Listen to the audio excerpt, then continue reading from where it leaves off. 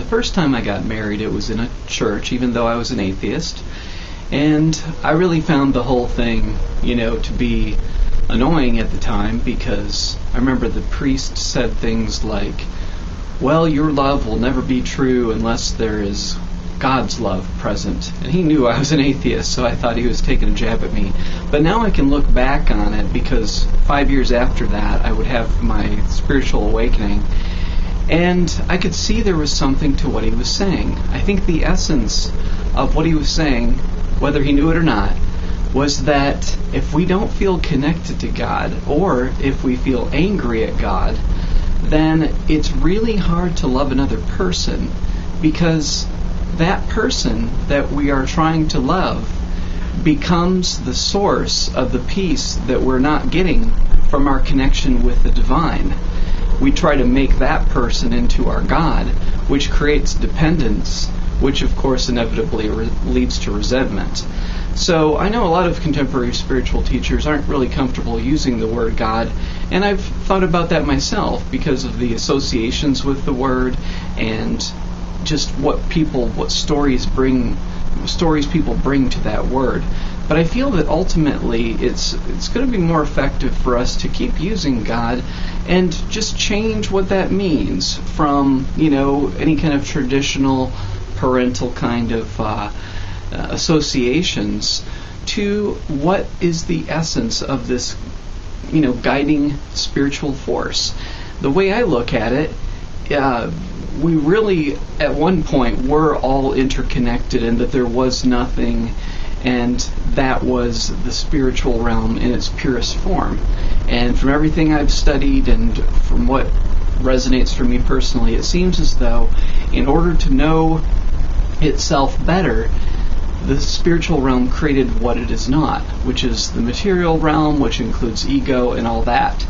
And I think a lot of spiritual people had that deep longing to return to that oneness, that peacefulness. I think we all have that, whether we recognize that we're spiritually oriented or not. It's just that spiritual people believe that there's an underlying essence. And in this world of duality in which we exist, in which we're trying to make it through, we can look for peace in all kinds of different things that surround us or other people. But it really is in our connection with the divine that brings an ultimate form of peacefulness. And if we're not experiencing that peacefulness, then I believe there's two types of anger at God that can come up. And one is a kind of personal anger that's based upon one's personal frustrations about things not going the way one wants them to. And that's something I've certainly experienced. And the other form is anger at God for there being so much pain in the world. And that underlying feeling of, all right, God, if you're so powerful, why don't you step in and prevent so much of this suffering? And I'd like to address both of these forms of anger that can come up for people. Because I think that if we can replace this anger with love, then we can improve our experience of how to navigate through this life, and it improves our relationships as well.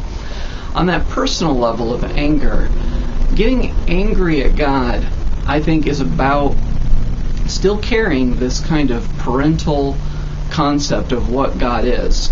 When we're little and can't do anything, then whether or not we get to do the things we want to do, like go to the beach or, go to the park and play, that's all up to our parents. Whatever we can do is all filtered through our parents' choices. And that kind of relationship with God can carry over from those early experiences and saying, you're the powerful one, God.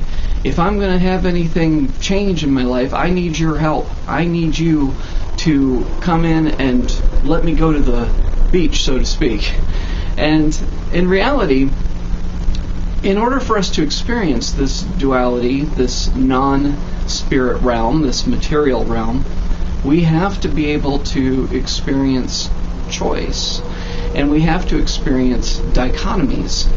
But even though there is both pain and pleasure, and there is both peace and suffering in this world, God and that which is in the spiritual realm can guide us back home towards a greater peaceful way of being, if we're willing to listen to the guidance and we're willing to put that guidance into action and practice and commit to that which is of the spirit realm as opposed to that which is of our ego. And so God is not in the business of interfering and making us happy. There's an underlying force, an underlying presence that we can tap into, and we can choose that, and we can make our life better. But it's about personal empowerment, because if we did not have the ability to suffer, we wouldn't be experiencing this duality, and it wouldn't serve the purpose of better defining what God is through knowing what God is not. And so instead of looking at God as a parental force that we get frustrated with if things aren't going our way, then if we keep a loving perspective, then we can tap into that wisdom at any point and put it into use in our life. And when it comes to the more general anger at God because of the great suffering that's going on in the world, the same kind of insight about duality is useful in terms of understanding why there is the allowance of suffering in the world. I think that naturally when we find peace within ourselves, or we at least have glimpses of that peace, we want to live in a peaceful world. But people have all kinds of individual karmic stuff that they're working through.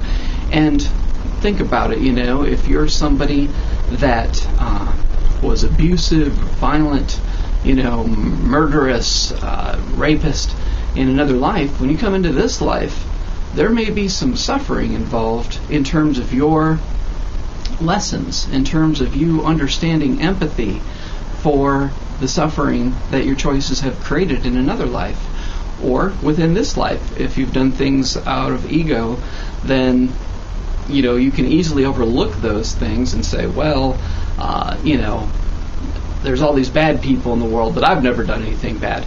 But that's, generally speaking, we act selfishly and we do things that are very unmindful, and so we have to experience suffering. And that's going on all over. Over 6 billion people are experiencing this cosmic dance of, showing a lack of empathy and experiencing a lack of empathy, because empathy is the underlying force that represents the spiritual realm on this planet. And, it's about interconnectedness. When you're interconnected, you have empathy. So it hurts to see suffering in others, but we have to find our own personal energetic boundaries so that we're not constantly depressed simply because we're thinking and identifying with those who are suffering.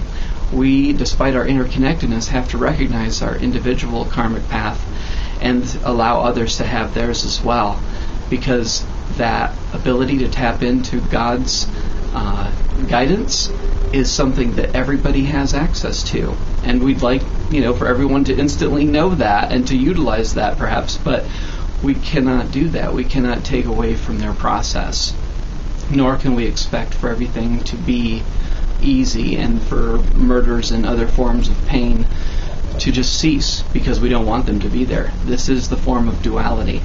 So if we can better understand this loving presence in our life, and that it loves us so much that it allows us to have choice and recognizes our ability to be an adult and to make choices that either serve the ego or serve the spirit, then we can begin to appreciate God on a deeper level for us having that ability to choose, and so much freedom that we have. And when we can just sit and lay there or whatever and tap into that love of God, then I believe that can bring us a deeper sense of peace that allows us to access the wisdom more easily.